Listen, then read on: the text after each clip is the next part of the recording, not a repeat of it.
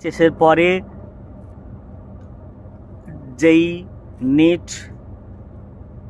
বা অন্যান্য যে সকল এন্ট্রান্স এক্সামগুলো রয়েছে সেগুলোতে তোমরা অবশ্যই বসবে, কিন্তু এই পরীক্ষাগুলোতেও যদি তোমরা ফেলিওর হয়ে যাও তাতেও হারানোর কিছু নেই, কারণ এখন গ্লোবালাইজেশনের যুগে অনেক নতুন নতুন সাবজেক্ট যেগুলো নিয়ে পড়াশোনা করলে তোমরা হয়তো অনেক বেশি সাকসেসফুল হতে পারবে।